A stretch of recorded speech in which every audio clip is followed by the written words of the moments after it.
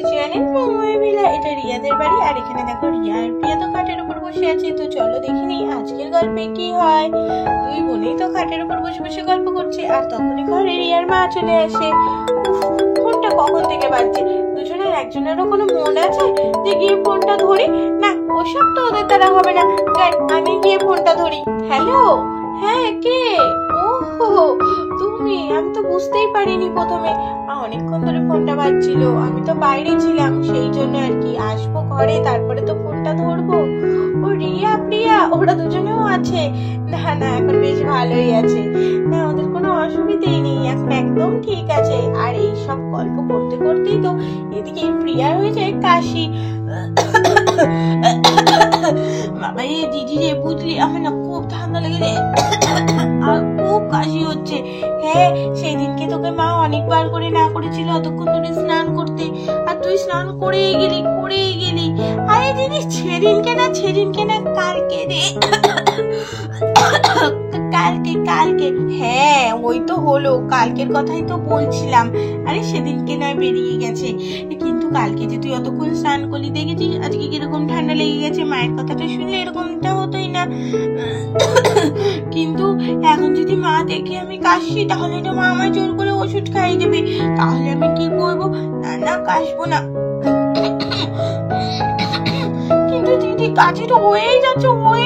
কোনো কথাই শুনছে না কাশিটা আমার। বলছি এখন কাশি হোস না, মা আছে, ওষুধ খাইয়ে দেবে।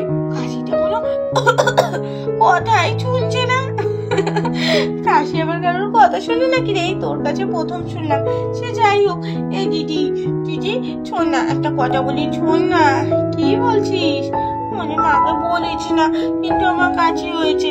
আচ্ছা বাবা, বলবো না, ঠিক আছে। তাহলে শোন, আমি এখন পুজোতে বাড়ি যাচ্ছি, তুই একটু মাকে কিন্তু বলবি না। মা যদি আমাকে খোঁজে বলবি টয়লেটে গেছি কিংবা বাগানে গেছি, যাই হোক একটা কিছু বলে বলিস না কিন্তু পুজোতে বাড়ি যাচ্ছি। বললে পরে কিন্তু আমি বলে দেবো যে তোর কাশি হয়েছে। না দিদি, আমি একদম বলবো না, তুই যা, তুই খালি বলিস না আমার কাশি হয়েছে। আচ্ছা ঠিক আছে। আর এই বলে তো রিয়া তার বন্ধুর বাড়িতে যাওয়ার জন্য বেরিয়ে যায়।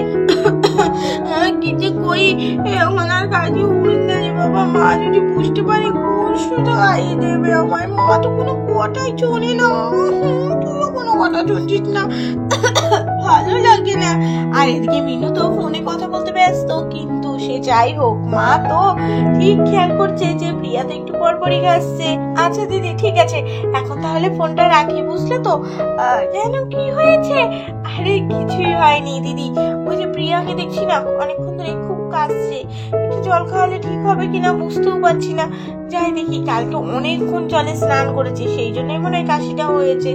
আচ্ছা ঠিক আছে, রাখ। হ্যাঁ, এখন রাখি, আবার পরে ফোন করবো, কেমন দিদি? আচ্ছা ঠিক আছে। আরে দেখেছো, মেয়েটা তো কেসেই চলেছে। না, এমনি কাশি না তো, নিশ্চয়ই ঠান্ডা লাগিয়েই কাশিটা হলো।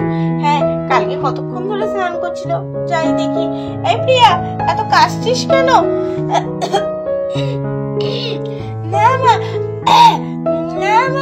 না কাশি না। ওই আর কি, একটু গলার মতো মনে হচ্ছে কিছু একটা আটকে গেছে। তাই? কি আটকালো শুনি? হ্যাঁ, নিশ্চয়ই ঠান্ডাটা লেগেছে তোর। কালকে অতক্ষণ ধরে স্নান করতে না করলাম, কথা তো শুনলি না, সেই জন্যই হয়তো এখন ঠান্ডাটা লেগে গেছে। না মা, না, ঠান্ডা লাগেনি। আচ্ছা ঠিক আছে, ঠান্ডা যখন লাগেনি, তোকে বললে তুই একদম কথা শুনবি না।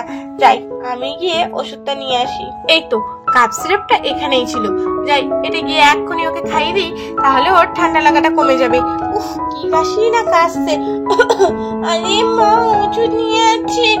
না, ওষুধ তো কোনোভাবেই খাওয়া যাবে না।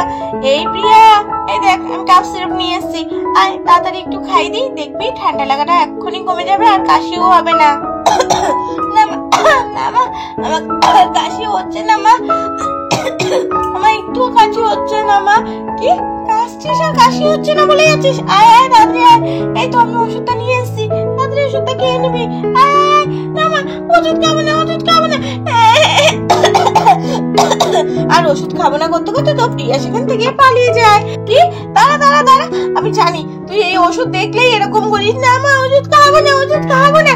আচ্ছা ওষুধ খাবি না, এই ধরে ফেলেছি। হ্যাঁ ওষুধ খাবি না মানে এদিকে যে কাশছিস। মা ওষুধ খেতে ভালোই লাগে না, তুমি বোঝো না কেন? আচ্ছা শোন, যদি ওষুধ খাস তাহলে ফ্রিজে একটা ক্যাডবেরি আছে, সেই ক্যাডবেরিটা কিন্তু আমি তোকেই দেবো, দিদিকে দেবো না। কি, ক্যাডবেরি দেবে?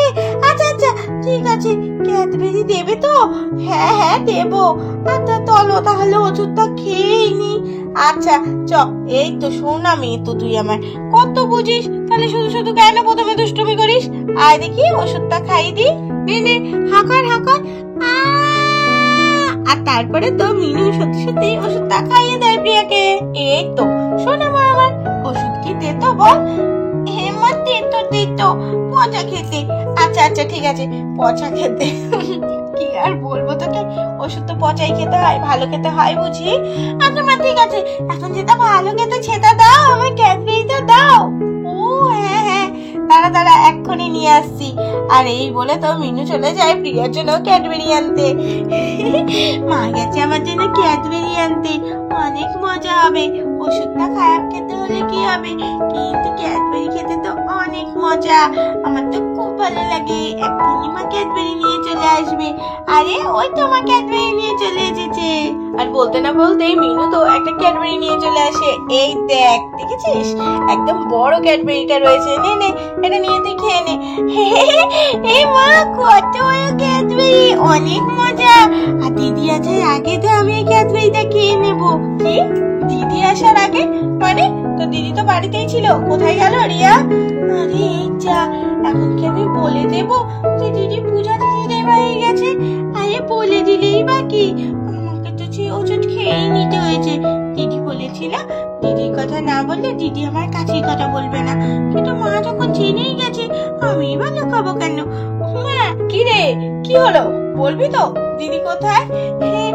মা দিদি তো পূজা দিদিদের বাড়ি গেছে। কি, পূজাদের বাড়ি গেছে? কেন? হ্যাঁ কেন ভাই, খেলা করার জন্য। আমরা কেন যাই বান্ধবীদের বাড়িতে? খেলতেই তো যাই। ও এই ব্যাপার, তবে রে রিয়া আজকে তোর হচ্ছে দুষ্টু। হ্যাঁ ঠিক চলে গেছে পূজাদের বাড়ি, দাঁড়া আমি এক্ষুনি ওকে ডেকে নিয়ে আসছি। আজকে ওই বাড়ি থেকে কান ধরে টানতে টানতে নিয়ে আসবো। আর এই বলে তো মিনু অনেক রাগ করে চলে যায় রিয়াকে ডাকতে। আর এদিকে প্রিয়া তো মহা খুশি ক্যাডবেরি পেয়ে। কিন্তু দিদিকে তো বকা দেবে। সে বকুক, দিদি আসার আগে আমি ক্যাডবেরিটা তো খেয়ে নিই, তারপরে আর দিদি কি বা করবে। ও শুধু আমাকে খেতেই হয়েছে, এসে যদি ক্যাডবেরিটা দেখে আবার জোর করে নিয়ে খেয়ে নেবে, তার আগে বাবা আমি খেয়ে নিই। আর এই বলে তো প্রিয়া মহানন্দে ক্যাডবেরিটা খেতে শুরু করে দেয়। তো বন্ধুরা আজকের এই মজাদার গল্পটা এখানেই শেষ করলাম। ভালো লাগলে চ্যানেলটাকে সাবস্ক্রাইব করে দিও। আজকের মতো টাটা।